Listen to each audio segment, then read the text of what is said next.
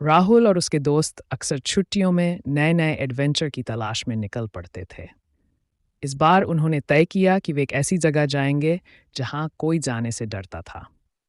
वह जगह थी एक पुराना, खंडहर हो चुका महल जो शहर से दूर जंगल के बीचों बीच स्थित था। लोगों का कहना था कि उस महल में आत्माओं का वास है और वहां जाने वाले कभी लौटकर नहीं आते।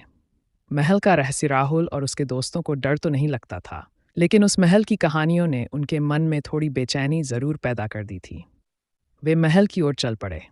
रास्ते में गहरी खामोशी थी, पेड़ पौधे झूम रहे थे और अजीब सी सरसराहट उनके कानों में पड़ रही थी।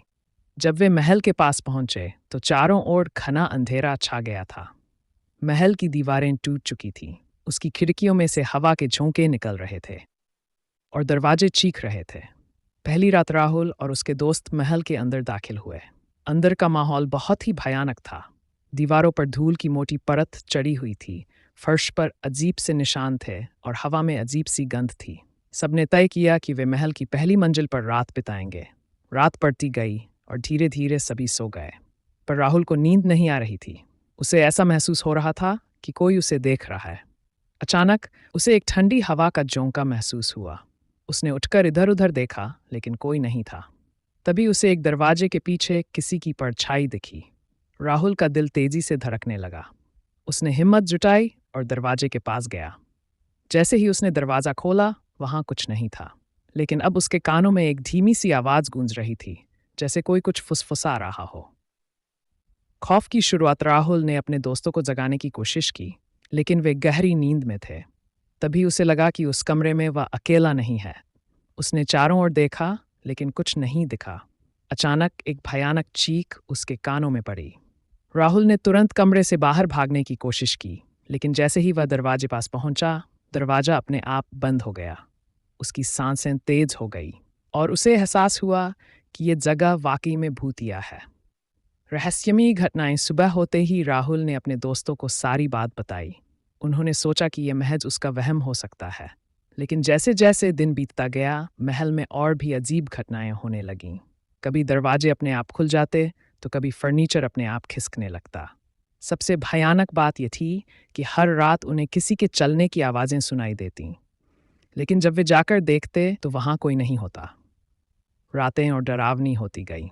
राहुल और उसके दोस्त अब हर वक्त चौकन्ने रहते थे, क्योंकि उन्हें यकीन हो गया था कि महल में कोई अनजान शक्ति मौजूद है।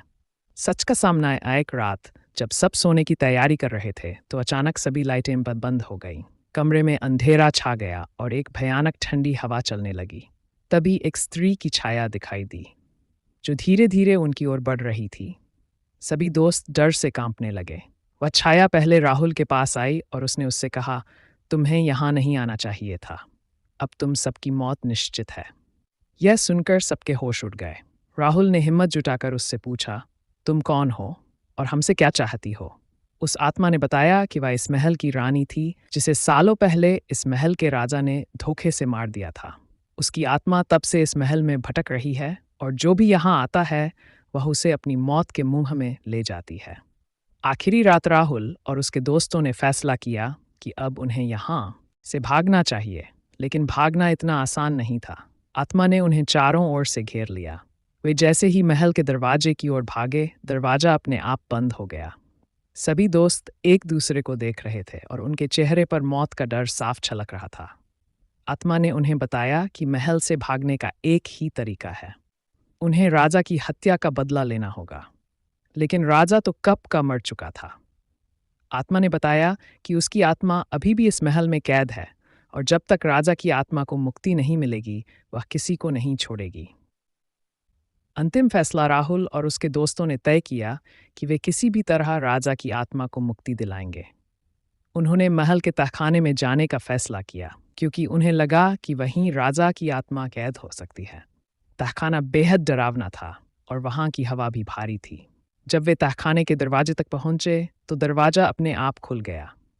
अंदर एक पुरानी कब्र थी, जिस पर राजा का नाम लिखा हुआ था। राहुल ने जैसे ही कब्र के पास जाकर राजा की आत्मा से माफ़ी मांगी, वहां से अचानक एक तेज रोशनी निकली और कब्र अपने आप खुल गई। राजा की आत्मा बाहर आई और उसने कहा, तुमने मुझे मुक्त कर दिया है।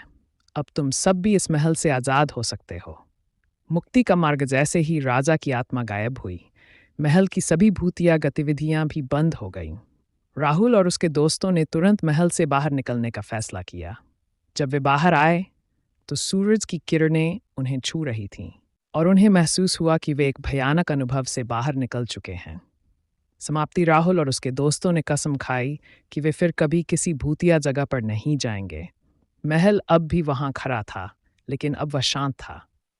लोग कहते हैं कि उस महल की रानी और राजा दोनों की आत्माएं अब शांत हो चुकी हैं, लेकिन जो भी उस महल में जाता है उसे अब भी रात में रहस्यमयी आवाज़ें सुनाई देती हैं। यह कहानी एक सीख देती है कि भूतिया जगहों पर जाने से पहले हमें सोचना चाहिए, क्योंकि कई बार ऐसी जगहों पर कुछ ऐसा छिपा होता है जिसे हम समझ नहीं सकते।